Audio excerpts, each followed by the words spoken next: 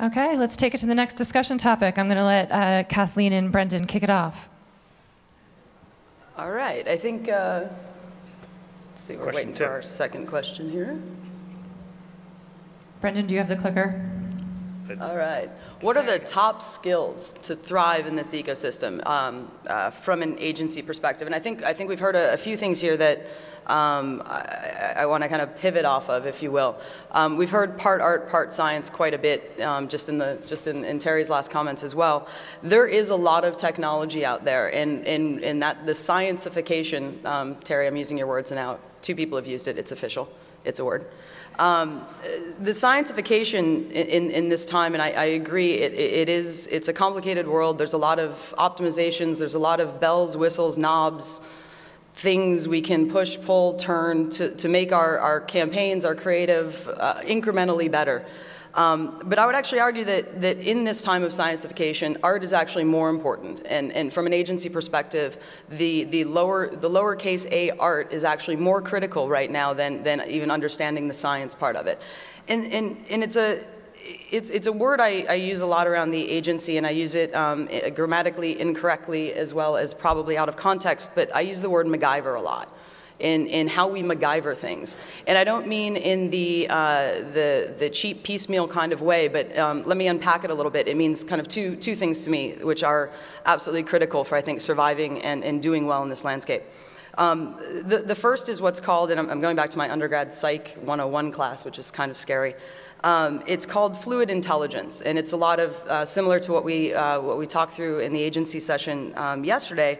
I have a definition of it here, so let me read it to you.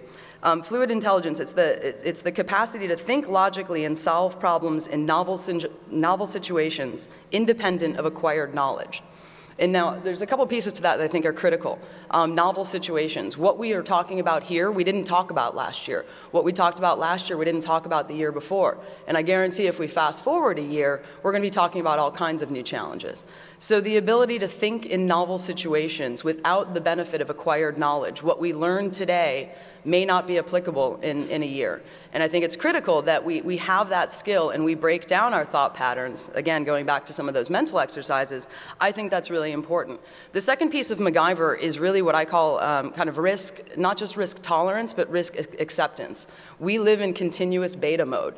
And as agencies, we have to be willing to take risks. And if we're not willing to try new things and to fail, because we will, and to get back up and to think quickly and how to course correct swiftly, we simply won't be able to play in the field. So I think those two things of kind of fluid intelligence and risk tolerance, I think, are at the key of where agencies need to align their skills with. And again, it's a little bit of who does what and how do you do it.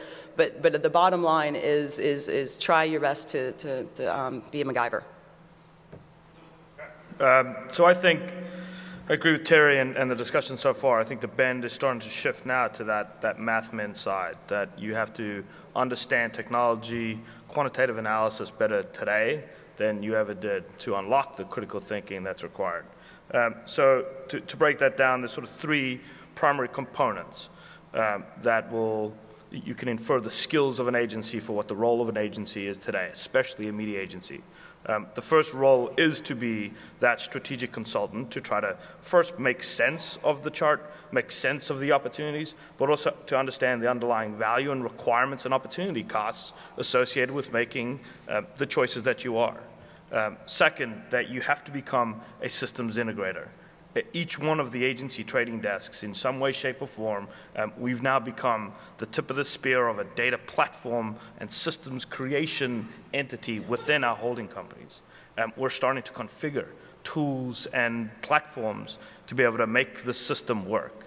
That's a skill set that agency folks of 10 years ago did not have, and it's a place that we're investing significantly in.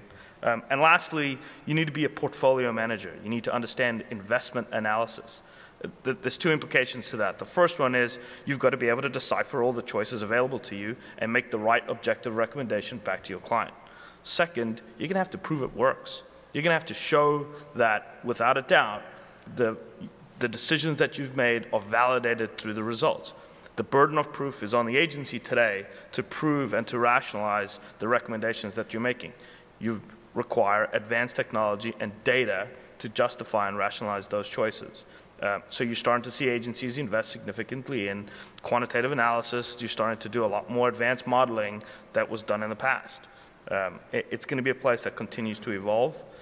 But those skills, again, are not just simply the art skills that agencies have gone after in the past in creating sets of experiences.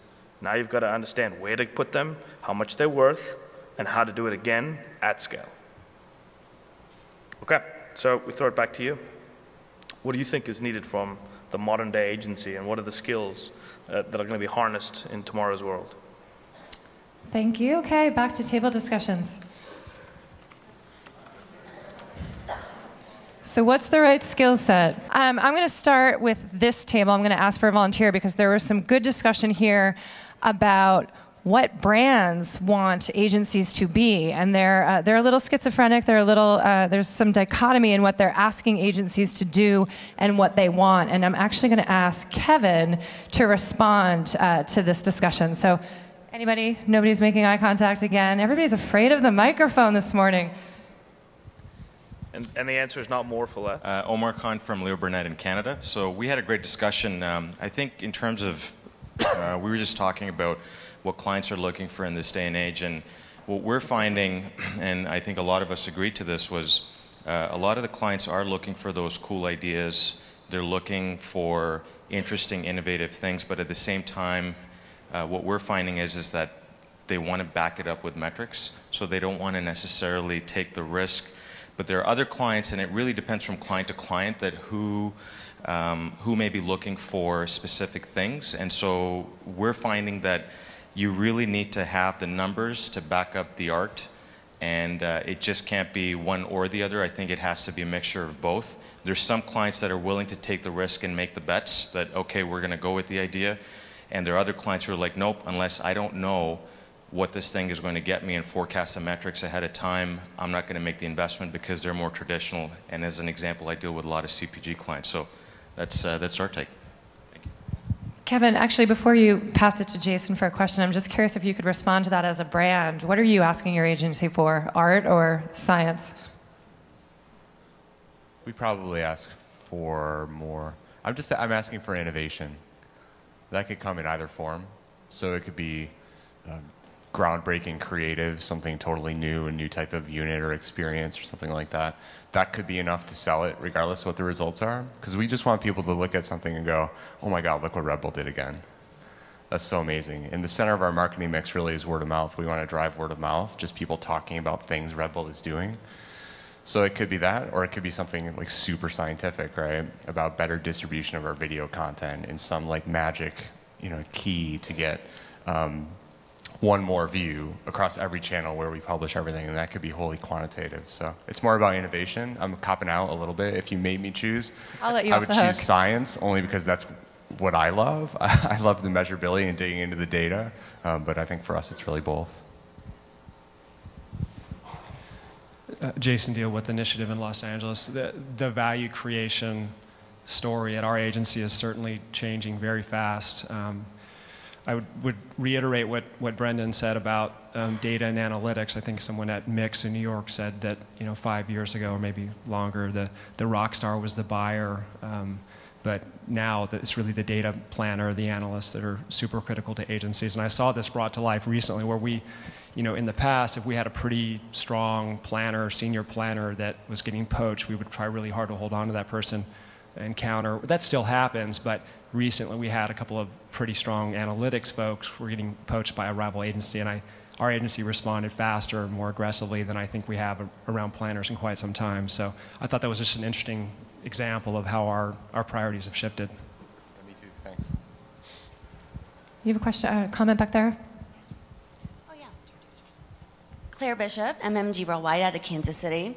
I would make the point that, when confronted with that chart and, the mind-boggling capacity to just overwhelm us with inertia, that we need to be artful in our approach to that. Because at the end of the day, yes, you need to be smart, you need to be sciencey, you need to have those analytic skills, and you need to be able to bring that all together, absolutely. But at the crux of it, you're not going to be able to sell anything through or be successful in what you do unless you work with emotional intelligence. And I think that's an art.